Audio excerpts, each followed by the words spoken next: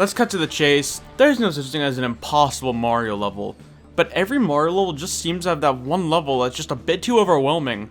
At least it once seemed overwhelming back when we were little kids.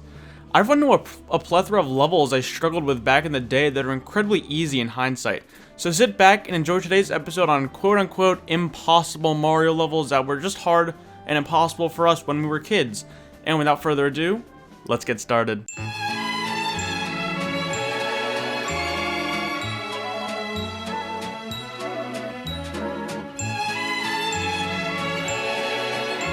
Did you know 1 in 10 American adults have some form of anger issue?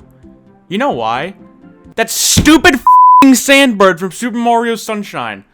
No child should need to experience heartbreak at such an early age, where the sandbird just turns aside and you simply just sit there in your overpriced gaming chair and weep. Do you know how many hours of sleep I lost just trying to collect this stupid shine sprite? I got this game for Christmas when I was 7 years old, and let's just say life's been all downhill from there because of all the trauma of the sandbird. Everyone knows exactly what I'm talking about. It was so easy collecting the 7 red coins on the back of the bird, but when the idiot decides it's finally time to flip, all hell breaks loose. Unfortunately, little kids haven't learned Newton's first law. If you jump while the sandbird is turning, it'll just keep going, and poor little Mario will just get left to rot in the depths of the sand realm.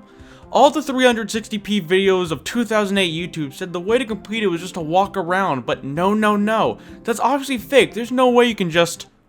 Holy shit, it worked! Look, I don't know if there's some sort of biological relation or if it's just a coincidence, but when your balls drop, the sandbird just makes sense. I mean, looking back, it's such an easy task that I haven't struggled with after I got past the age of like 12 or 13. I guess it's more of a mission of common sense and patience, which obviously dumb little kids like me didn't have at the time. There's really something I just gotta get off my chest that's been killing me for years as a Mario & Luigi RPG enthusiast. I am one of those kelp for brain kid that couldn't get past the stupid gut check minigame and Bowser's Inside Story. Look, it was 2009. I barely knew YouTube even existed. All I could do was just sit on my ass and cry. I think it was a bit of a combination between trying to grasp the concept that those sound effects indicated a useful tool to help, and just being able to grasp the timing of when the button things would appear. I guess this all would have been avoided by reading the instructions, but reading's hard, come on. Gutcheck completely gatekept me from the Wiggler boss fight and the rest of the entire game, and it's painful to think how much a Mario & Luigi expert like myself struggled with such a simple concept.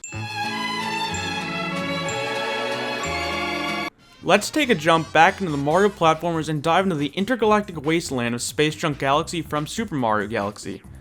The stupid Tarantox and his stupid tangled web drove me mad back in the day.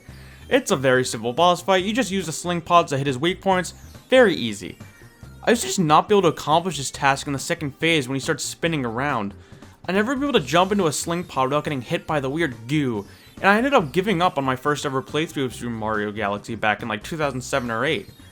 I think there may have been an intimidation factor within the boss fight since I was still in a car seat and it was a giant green gooey spider with bulging ligaments coming off of it. This could be a personal one, but let me know if you also have the same struggles with Tarantox. One of the most famous, or I guess in this case infamous stars from Super Mario 64 is wall kicks will work. It isn't actually too difficult when I look at it today, but I can definitely see why people give it such a persona of difficulty. The only reason I'm able to clear this level easily is because I've seen the unintended easier way, aka just jumping off the side of the mountain and landing in the area.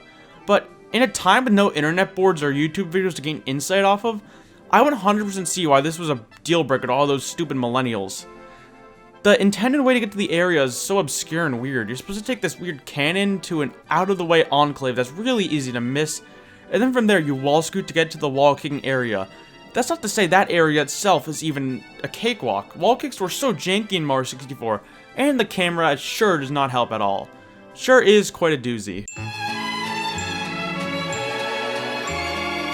Now, going back to Mario Sunshine, we have the infamous Manta Storm. This specific level was a run ender for so many 7-year-olds, including myself, as embarrassing as it is. This level is so straightforward and doable that it's hard to notice where the difficulty comes from, but unfortunately the Manta acts as sort of a Sandbird 2.0. All it really is a simple spray to win boss fight. The only gimmick is every time you damage the manta, it divides into smaller, more numerous mantas.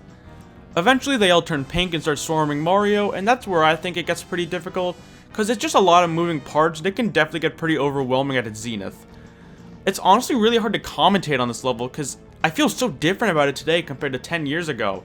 But all I know is there was loads of sleep to be lost over the f***ing manta ray. Hey, welcome to the end of the video. Thank you guys for watching, and I hope I'll see you around. Peace out.